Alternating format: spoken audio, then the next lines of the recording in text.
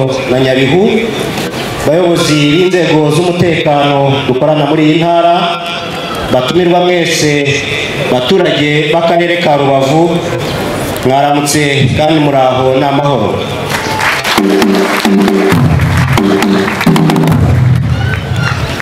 Mfashe uyu mwanya ngo mbashimire mwese kuba mwaje kwifatanya natwe kuri uyu munsi mpuzamahanga wahariwe kurwanya ruswa wizihirijwe ku rwego rw'igihugu mu ntara y'Uburengerazuba by'umwihariko mu karere ka Rubavu.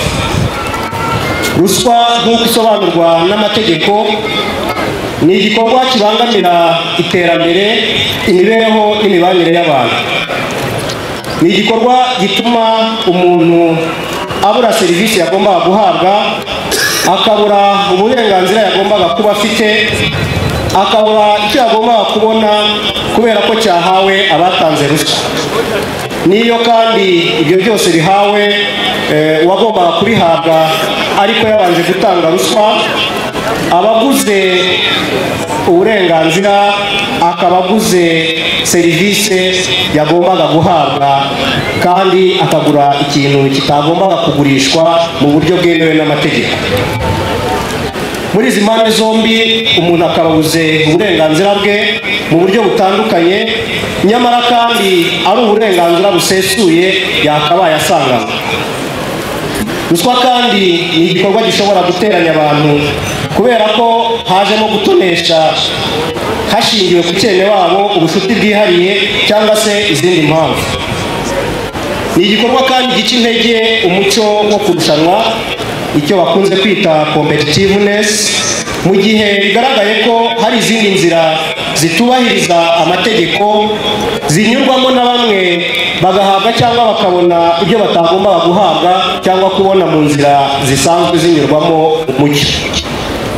Navuga ko ruswa ari isoko y'ibibi byose bisenya igihugu, kuko sosiyete yamunzwe na ruswa ntiburana n'umwiryane no gucika intege, kuko abantu babura icyizere cy'uko amahirwe abakikije adashobora kuzabageraho mu buryo busanzwe.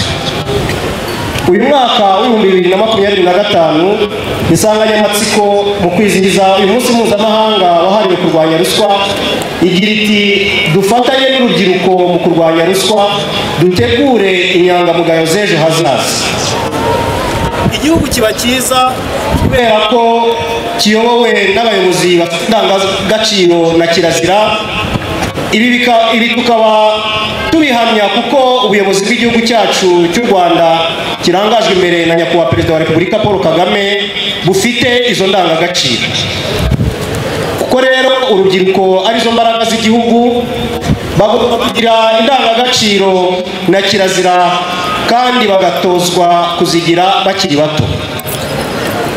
Igihugu kivuga ko cyamunzwe na ruswa mu buryo igaragaramo bwose gifatwa nk'ikitabaho. Niyo mpamvu u Rwanda uyu munsi twahagurukanye n'isi yose mu kurwanya no kwamagana ruswa. Mu Kinyarwanda bavuga ko umwana apfa mu iterura. Niyo mpamvu urubyiruko rugomba kumenya ububi rwa ruswa, rugatangira gutozwa kuyikumira hakiri kare, rukamenya ko umuntu abona icyo yakoreye, ko umuntu adakwiye kubura serivisi n'ikindi cyose afitiye uburenganzira. Urubyiruko rw'u Rwanda rukamenya ko rukwiye kwamagana ruswa kugira ngo rukurire mu gihugu kizira ruswa, igihugu cyiza, ejo rutazavaho ruragwa ibyananiranye. Bityo rero urubyiruko rukarinda ejo harwo, rugakurira mu gihugu kizima, rukayobora igihugu kizima, narwo rukazaraga abazarusimbura igihugu kizima.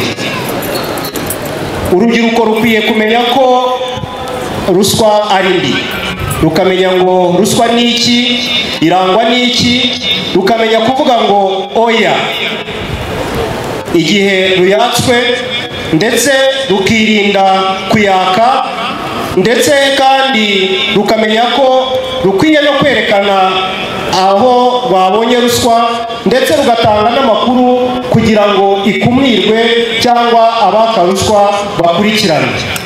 ndagira ngo rero mbifurize uyu munsi mwiza kandi twese tuzirikana yuko ruswa ari mbi, ruswa imunga ubukungu bw'igihugu. Tudashobora gutera imbere tutamaganye ruswa, tudashobora gutera imbere hari abatuvangira bimakaza ruswa. ndagira ngo rero nyakubahwa mushyitsi mukuru mbashimire kuba mwaje kwifatanya natwe kandi turabiha agaciro, ntabwo tubifata nk'ibisanzwe. ndagira ngo mwese mbifurize umunsi mwiza kandi dukomeze gukumira no kwamagana ruswa. murakoze cyane. amasi menshi.